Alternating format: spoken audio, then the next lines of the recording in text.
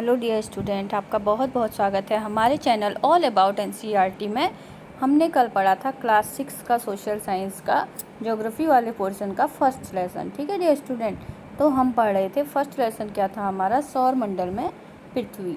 तो हमने ये कहाँ तक पढ़ा था आपका सौर मंडल में पृथ्वी जो है, हमने इसके पृथ्वी के ग्रह पढ़े थे।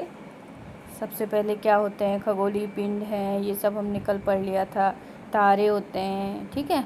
और ये सौर मंडल के परिवार के बारे में हमने पढ़ा था कल। सौर मंडल में कौन कौन सी चीज़ें, कौन कौन से ग्रह हैं, हम ग्रह सारे पढ़ रहे थे, ठीक है। और इसके आगे पृथ्वी हमने पढ़ा, चंद्रमा हमने पढ़ा, ठीक है। चंद्रमा हम पढ़ रहे थे, चंद्रमा के बारे में हमने थोड़ा पढ़ा था और हम पहुँचे थे मानव निर्मित उपग्रह में। तो डियर स्टूडेंट, आज हम सबसे पहले मानव निर्मित उपग्रह के बारे में पढ़ेंगे, ठीक है। और पढ़ने से पहले आप सब चैनल को लाइक और सब्सक्राइब ज़रूर कर दीजिए। जो भी चैनल में नए हैं वो चैनल को सब्सक्राइब अवश्य कर दीजिए और लाइक और शेयर ज़रूर कर दीजिए, ताकि आपको रोज़ रोज़ चैप्टर वाइज लेसन पढ़ने को मिले और बहुत अच्छे से आप समझेंगे और इसके क्वेश्चन आंसर भी हम आपको करवाएंगे। तो डियर स्टूडेंट, चलिए पढ़ना शुरू करते हैं, ठीक है। और आप सब लाइक और सब्सक्राइब कर दीजिए, ठीक है। चलिए, हम कल मानव निर्मित उपग्रह पढ़ रहे थे, हमने आधा इसे पढ़ा था। आज हम यहीं से शुरू करेंगे। जिसने ये पहला नहीं पढ़ा है वो इसे हमारे पिछले वीडियो में जाके पढ़ लीजिए, ठीक है। चलिए, अब हम इसको शुरू करते हैं। मानव निर्मित उपग्रह। तो डियर स्टूडेंट, एक कृत्रिम पिंड है। मानव निर्मित उपग्रह क्या है? एक कृत्रिम पिंड है, जो मतलब मानव के द्वारा बनाया गया एक पिंड है, ठीक है। यह वैज्ञानिकों के द्वारा बनाया गया है, यह जो है वैज्ञानिकों के द्वारा बनाया गया, जिसका उपयोग ब्रह्मांड के बारे में जानकारी प्राप्त करने एवं पृथ्वी पर संचार माध्यम के लिए किया जाता है। इसे रॉकेट के द्वारा अंतरिक्ष में भेजा जाता है, पृथ्वी के कक्षा में स्थापित कर दिया जाता है, ठीक है। अंतरिक्ष में उपस्थित कुछ भारतीय उपग्रह इनसैट, IRS, एजुसैट आदि भी हैं, जो कि मानव द्वारा बनाए गए हैं, ठीक है। चलिए, अब हम आगे बढ़ते हैं, ठीक है।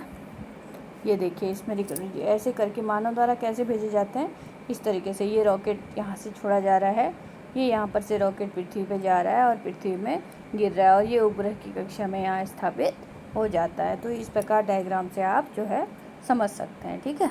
चलिए आगे बढ़ते हैं। अब देखिए, क्वेश्चन है, जीव एवं पौधों को जीवित रहने तथा विकास करने के लिए किन तत्वों की आवश्यकता होती है, ठीक है। चलिए इसको हम पढ़ते हैं। चंद्रमा पृथ्वी का चक्कर लगभग 27 दिन में पूरा करता है। चंद्रमा जो है पृथ्वी का चक्कर कितने दिन में पूरा करता है? 27 दिन में पूरा करता है। तो डियर स्टूडेंट,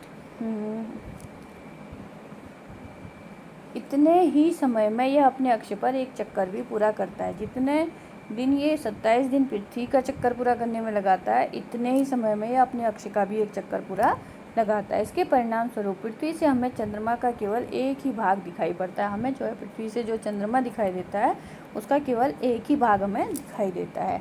चंद्रमा की परिस्थितियाँ जीवन के अनुकूल नहीं हैं। इसकी सतह पर पर्वत, मैदान एवं बहुत सारे गड्ढे हैं, जो चंद्रमा की सतह पर छाया बनाते हैं। पूर्णिमा के दिन चंद्रमा पर इनकी छाया को देखा जा सकता है। तो पूर्णिमा के दिन जो है इनकी छाया स्पष्ट रूप से दिखाई देती है, ठीक है। अगला है क्षुद्र ग्रह। अब देखिए, क्षुद्र ग्रह क्या है, ये देखिए चित्र में आपको दिखाया गया है इस तरीके से। तारों, ग्रह एवं उपग्रहों के अतिरिक्त असंख्य छोटे पिंड भी पृथ्वी के चारों ओर चक्कर लगाते हैं। एक तो तारे पृथ्वी के चारों ओर चक्कर लगाते हैं, दूसरा ग्रह पृथ्वी के चारों उपग्रह लगाते हैं, और छोटे पिंड भी पृथ्वी के चारों ओर चक्कर लगाते हैं। इन पिंडों को ही क्या कहा जाता है? क्षुद्र ग्रह कहा जाता है। ये मंगल एवं बृहस्पति की कक्षाओं के बीच भी पाए जाते हैं। वैज्ञानिकों के अनुसार क्षुद्र ग्रह ग्रह के ही भाग होते हैं, जो कि बहुत वर्ष पहले विस्फोट के बाद ग्रहों से टूटकर अलग हो गए। तो जो वैज्ञानिक लोग कहते हैं कि ये भी वही ग्रह के ही भाग होते हैं, जो कि ग्रह आप टूट जाते हैं तो उनके विस्फोट के बाद ग्रहों से टूटकर अलग हो जाते हैं, ठीक है। अब देखिए, उल्का पिंड। उल्का पिंड क्या है? उल्का पिंड आपने सुना होगा, बोलते हैं लोग, वैज्ञानिक लोग की भाषा में उल्का पिंड बोला जाता है। तो उल्का पिंड आखिर है क्या, ठीक है। सूर्य के चारों ओर चक्कर लगाने वाले पत्थरों के छोटे छोटे टुकड़ों को हम उल्का पिंड कहते हैं। अब जो सूर्य के चारों ओर छोटे छोटे पत्थर के टुकड़े जो लगाते हैं, चक्कर लगाते हैं, उनको उल्कापिंड कहते हैं। कभी कभी ये उल्कापिंड पृथ्वी के इतने नज़दीक आ जाते हैं कि इनकी प्रवृत्ति पृथ्वी पर गिरने की होती है। यह प्रक्रिया के दौरान वायु के साथ घर्षण होने के कारण ये गर्म होकर जल जाते हैं, फलस्वरूप चमकदार प्रकाश उत्पन्न होता है। कभी कभी कोई उल्का पूरी तरह जले बिना पृथ्वी पर भी गिरती है, जिससे धरातल पर गड्ढे बन जाते हैं। ठीक है, उल्कापिंड जो है पृथ्वी पर भी बहुत नज़दीक आ जाते हैं, जिससे ये पृथ्वी पर गिर भी जाते हैं। ठीक है, क्या आपने तारों वाले खुले आकाश में, ठीक है, एक ओर से दूसरी ओर तक फैली चौड़ी सफ़ेद पट्टी की तरह एक चमकदार रास्ते को देखा है? देखा होगा, कई बार दिखाई देता है। यह लाखों तारों का समूह है। यह पट्टी जो है आकाश गंगा या मिल्की वे कही जाती है। तो इस पट्टी को क्या कहा जाता है? आकाश गंगा या मिल्की वे कहा जाता है। ये क्वेश्चन भी बहुत आपको पूछा जाता है।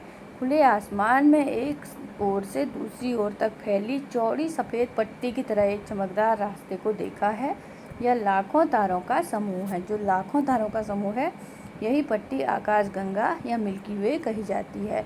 हमारा सौर मंडल इस आकाश गंगा का ही एक भाग है। तो इसी आकाश गंगा का सौर मंडल भी एक भाग है। प्राचीन भारत में इसकी कल्पना आकाश में प्रकाश की एक बहती नदी से की गई थी। तो प्राचीन भारत में कहा जाता था कि आकाश में एक प्रकाश की बहती नदी है। इस आकाश गंगा को ऐसे कहा जाता था।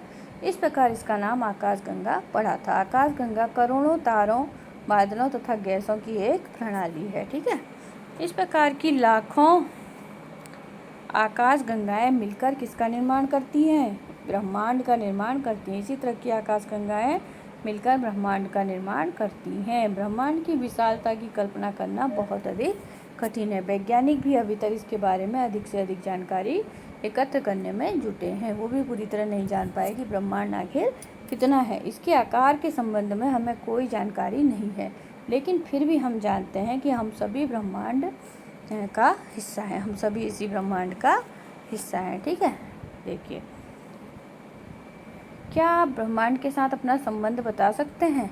आप पृथ्वी पर हैं तथा पृथ्वी सौरमंडल का एक भाग है। हमारा सौरमंडल आकाशगंगा का एक भाग है, जो कि ब्रह्मांड का ही हिस्सा है। ब्रह्मांड से जुड़े इस तथ्य पर विचार कीजिए कि इसमें लाखों आकाशगंगाएं मौजूद हैं। इस चित्र में आपका स्थान कहाँ है? अब आप इस चित्र में देखिए कि आपका स्थान कहाँ है। ये देखिए, ये पृथ्वी है, पृथ्वी में ही सौरमंडल है, सौरमंडल में आकाशगंगाएं हैं अनेक टाइप की, और ये जो है इसी से मिलकर ये सारे ब्रह्मांड का निर्माण होता है। ठीक है, तो डियर स्टूडेंट, आज का ये लेसन हमारा सौरमंडल में पृथ्वी यहीं पर समाप्त होता है। डियर स्टूडेंट, आपको ये अच्छे से समझ में आ गया होगा। नहीं आया तो आप इसको 2-3 बार रिपीट करके पढ़ लीजिए, आपके समझ में अच्छी तरह आ जाएगा। अगले वीडियो में हम आपके लिए इसके क्वेश्चन आंसर लेकर आएंगे। ठीक है, तो डियर स्टूडेंट, लाइक और सब्सक्राइब चैनल को ज़रूर कीजिए, हमें सपोर्ट कीजिए, तभी हमें भी वीडियो बनाने में मज़ा आएगा।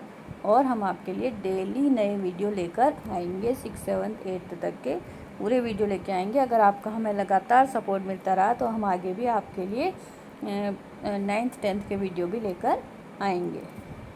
Thanks for watching.